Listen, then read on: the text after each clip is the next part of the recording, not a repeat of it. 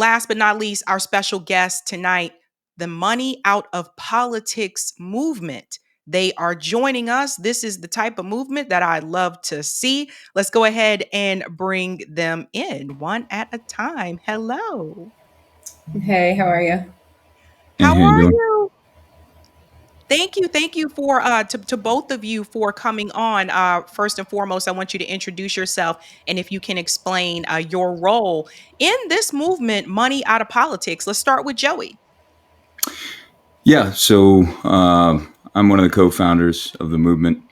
Um, I've been in the military for 22 years, deployed 14 times over the course of my career, and really, really unhappy with what I came home and been witnessing on the political landscape nationwide. And so I thought, hey, something about this, right? And I realized that there's lots of people doing things about this, and we just want to help get that word out.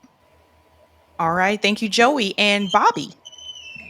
Yeah, so I'm a litigation attorney in Georgia, and when I was in law school, I had to fulfill a JD writing requirement, and the topic I chose was whether or not stark wealth inequality comported with the political equality our democracy is widely held to require. And at the end of those 35 pages, the answer was no. So here we are. Okay. All right. So you are a part of a movement called Money Out of Politics. And shout out to my producer, Eric, who drew you to my attention. So I think I like what I'm seeing so far on your website. We'll get to that in just a second. But first and foremost, how did this movement start? Was it created by the two of you? Did you know each other prior to this movement? How did this all begin? Um, Funny story. So I was on TikTok live one night ranting about money and politics and the way that our government has been bought and sold, and we're in an oligarchy. And somebody was like, "Do you know Mayhem?" And I was like, "No." So they're like, "Well, hold on." They like, "You sound just like him." So that's how we met, and then we put together a little spunky crew of bandits that happen to be very talented. And here we are. I mean, completely volunteer, and they work very hard every day. Hopefully, some of them are watching, and would definitely love to give them a shout out. All right. And you all are volunteers, correct? Yeah, that's right. I mean, look, the if I had to sum it up in one word, this is all about integrity. And what we are doing is we are proving every single day that it's a giant lie that he has to pump everything here because everything that we've done in just 6 months has been nothing but people power and attitude. Look, I pay for the email addresses out of pocket. Bobby pays for some things out of pocket, but that's really it. Everything else is hard. Okay. All right. So let's take a look at your website here because I do like what I see. This is the website for Money Out of Politics movement, about the Money Out of Politics movement, fighting for a government that works for the people and not for corporate donors. So when did the two of you realize that big money in electoral politics was a problem? Uh, well, like I said, I realized in law school, so that's probably about 2018, that I sort of reviewed all the case law. It really starts before Citizens United, but over the course of many, many years, our ability to insulate politics from money has been eroded slowly, and culminating in the super PACs and dark money that we have in politics today. And so it's diluted the voice of the Americans pretty significantly. 2018. What about you, Joey? For me, it was a little different path. I was gone a lot, right? Training, deploying, and when I came back, I was kind of really had some time to look in things, and I was like, how did we get here? What happened to the conversations that were happening across the aisle? And as I dug into it and did research, and it's kind of a thing of mine, right? I realized that really we could see the scales tip after FEC versus Citizens United, and we started just following the money, right? And we found that $24 billion were spent in federal elections. And what I know when I hear a number like that is that those are not the American people that are getting elected, right? They're elites, they're people that are in people's pocket, and us ultimately came to the same conclusion. And it was really cool when I met Bobby, because I was like, okay, so it's different routes to the same conclusion. It was kind of validating to see that somebody else saw what I was seeing. Many people do. Yeah, that's right. I've been talking about that on the show for quite some time. That the big money is the problem, and that's why a lot of these issues are just not solved. So that has a lot to do with that. Now, one of the things that I do want to show everyone here.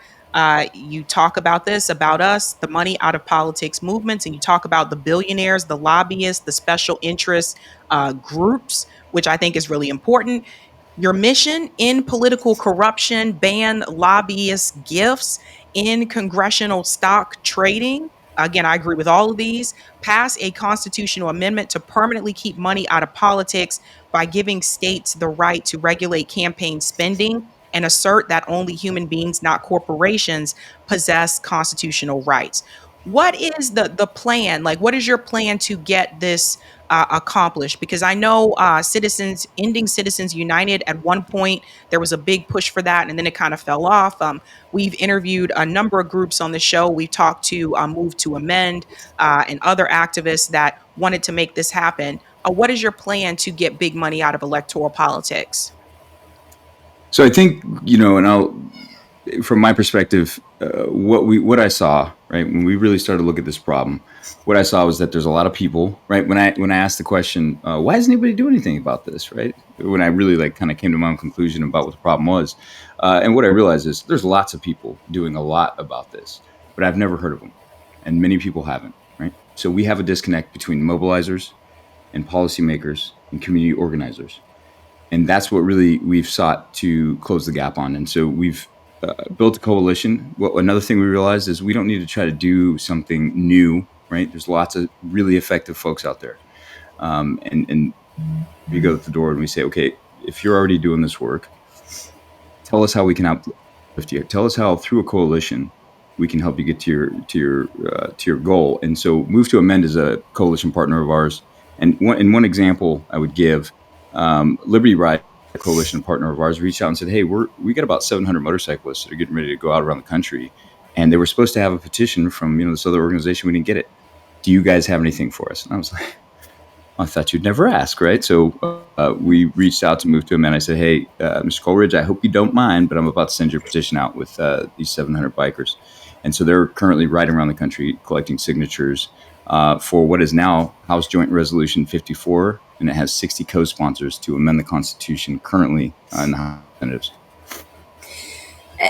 And to add on to that, Sabrina, I think when you say this to people, they're like, "Oh, okay," and that's probably the response a lot of people have gotten working in this space, because it does sound like a really uphill push. But I think the reality is it's now or never, and we have the ability right now to capitalize on the energy in our nation that has resulted, from this administration. Not to get too far off topic there, but the issue is we've not been able to coalesce the political, power, the political will. And so in my mind, we have to start at the bottom, right? Because we have to garner the political will in all 50 states. We have to make conditions favorable for people to be truly involved in the civic process. And that means making sure that communities are fortified and have what they need.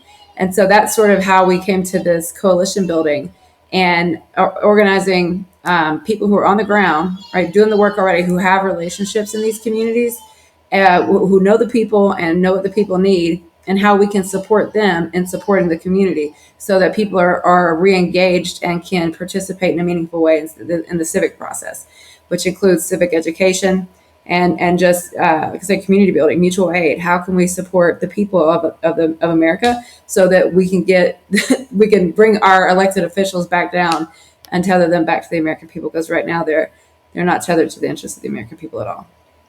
That's right. And mutual aid is a big one that we do over here, over at RBN. That's like our big thing. Yeah. Quick question. I'm sure some people may want to know this one as well. Are you attached to any political party?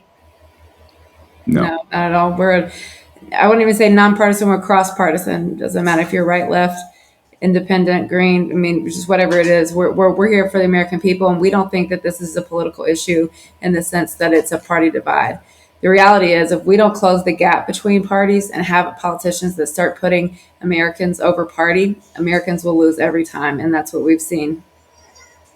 That's right. Yeah, that's a big one that I say over here is that we have to move past like looking at like these political parties because they do divide us in many ways, but also they look out for corporate interests for the most part. Another piece that you have here on the website is corruption has stolen our democracy for veterans, for workers, for patients, for democracy. You say this is why we have to take action.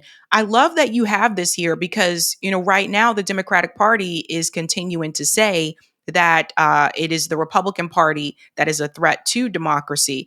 But what I love that you point out is that corruption has stolen our democracy. And we've seen this happen in a number of different ways where candidates were winning in a primary and the Democratic Party came in to play their little tricks to make it so that they would not be in the general election. So I think that what I love about this is that you mentioned corruption and you're following the money. I think that's really important, and I think more people need to know about this movement. Now, this is fairly new.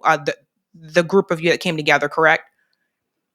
Oh yeah, yeah. I think we finally incorporated, and Bobby can correct me on this, but I think we finally incorporated in March, maybe. Yeah, it was Yeah, kind of late. I mean, for the yeah, actual legal entity portion, but yeah. prior to that, we've just been getting our bearings, putting a team together, and figuring out what our path forward was. Yeah, this just all started, like she said, as part of a conversation. Hey, what are we going to do? Right? Lots of people get on and say, it's a lot going on.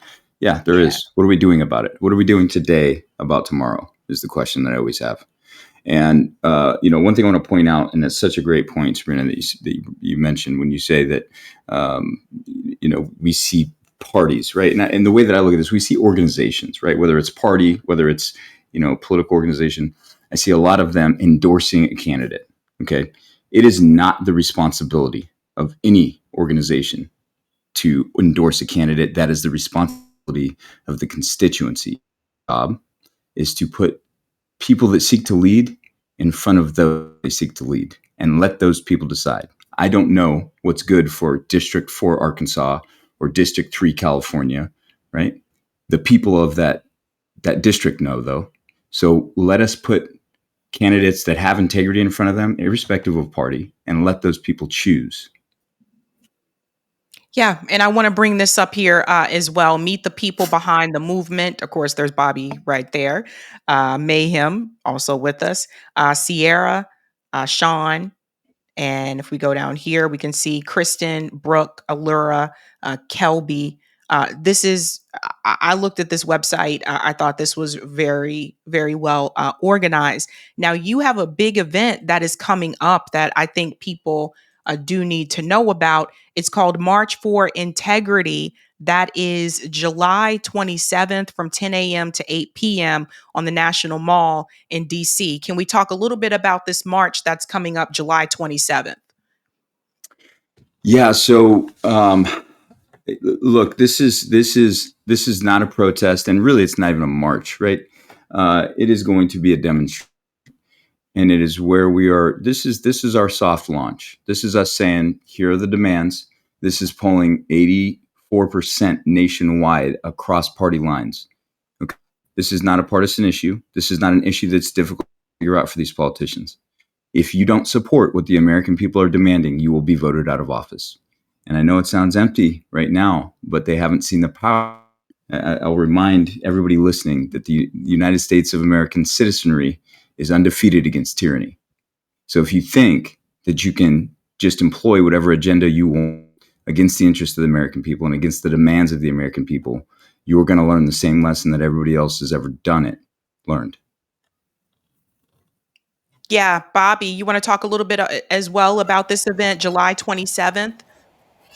Yeah, I mean, we're super excited to be in Washington. This won't be our first time. Joey and I have been up there actually conversing with Republican lawmakers for quite a while this summer. So this is sort of as you mentioned, to demand a show of force, if you will. We would like to remind lawmakers that they work for the American people, and the American people fall asleep on occasion, but we wake up when we need to, and so we plan on waking Americans up. And I think that Congress can stand with us or stand aside, but either way, the American people are coming for what they're owed by this government under our Constitution. Um, and I think I'd be remiss not to mention, our government's not always worked for everybody. I think we all here know that, but we have an opportunity right now to capitalize on the energy and make our country and our government do what it was meant to do, or what it ideally should have done from the beginning. So we're just hoping to put our message out there and let the people know who we are, and see who we can get to stand with us. All right. And how can people get involved in this organization? Look, I Anyway, think, we'll put you somewhere. Go ahead, yeah, Joey. yeah. Yeah, no, this is talent management is the name of the game here, right? We, like I said, we don't seek to redo anything that people are already doing. So what we do is, what is it that you're passionate about? Because there's somebody in our coalition working on every passion out there, and all we're doing is unifying. Not unity of thought, but unity of action. If people want to get involved, look at all the partners on our website. If one of them resonates with you, join up with them. If specifically Money Out of Politics resonates with you, join our Discord. We've got committees all over the place doing all kinds of things, right? Digital design, community engagement, and really, what I'll tell you, we'd also be remiss if we didn't mention that there are also, I think, 30 satellite. You can look on Mobilize, but there are 30 satellite actions going on around the country on the 27th. So if you can't make it to DC, we are looking to get anybody involved that wants to be involved, right? If you're disabled in any way, right, and you want to attend or you want to be a part of this, reach out to us and we will find a place for you. We have folks from all over the spectrum with all sorts of different abilities. This is a movement for everyone. For everyone. And I want to, I want to show people some of the partners here so that people can see some of the other orgs that you are partnered with. And one of the things I want to mention too, Joey, you said, I know that you're a veteran. And was it anything about your experience, your military experience, that kind of prompted you to get involved in something like this? You know, yeah, that's a tough question. Good one. I think that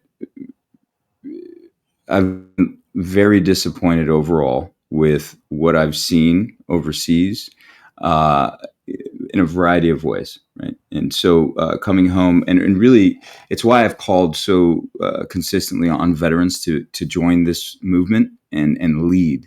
One thing we know is veterans come from all walks of society. I have stood shoulder to shoulder with Republicans, Democrats, people from every race, creed, religion, and we have all been able to unify time and time again to accomplish them, right? And I think people listen to veterans, that veterans have made sacrifices for this country. That's a good piece of common ground that you have, right? If you love this country and you're willing to fight, who better than to link up with than a veteran? And to add on to that, I think one common thing that also linked us is, as an attorney, you take an oath to the Constitution, and obviously as a military member, you do as well. And I think that's something that has kept this issue near and dear to probably both of our hearts, because I mean, it's the political equality we're supposed to have is not here currently, and Americans don't. It's not one vote, one vote, one voice. Right? Corporations are writing the rules that we live under, and Americans are suffering for it, while politicians get rich. So. All right. If you are interested in becoming a part of Money Out of Politics, ladies and gentlemen, make sure you check out their website. This is the Money Out of Politics movement. Make sure you check on that.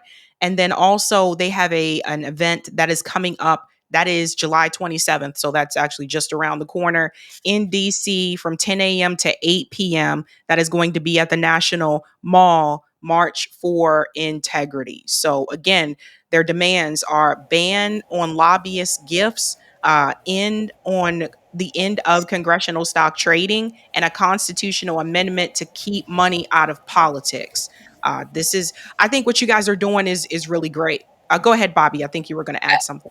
Yeah, I just wanted to add, if you're part of an organization that would like to join our coalition, please get in contact with us. It doesn't matter if you're right, left, what have you, whatever your goal is. If there's not an issue in this nation facing Americans that cannot be linked to this, in my opinion, whether it is healthcare, policing in communities. I mean, you name it, I can tie it there. So if you have an organization and you want to get involved and see how getting money into politics can help the people in your communities, get in touch with us, because it's a movement for the people, by the people. And so that's what we just want to put out there. It's a good question here from Maria. How can we get them hooked up with Dave Smith also? Are you guys familiar with Dave Smith, the comedian Dave Smith? I'm not, but easy way you can reach out to us at you can email me at mayhem@moneyoutapolitics.org, executive director at moneyoutapolitics.org. You visit our website. It's super easy to get in touch with us. Myself, Bob, director of technology, takes every coalition partner meeting personally. Okay, so when we say grassroots, we mean it, right? I work 18 hours a day, so I'll be there. And every movement can use a little comedy. Yeah, yeah.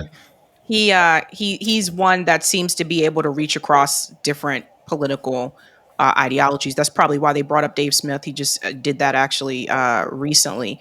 But again, for those of you who are interested in joining, make sure you check out the website. Eric, if you could put the link to this in the chat so that people can go to their website.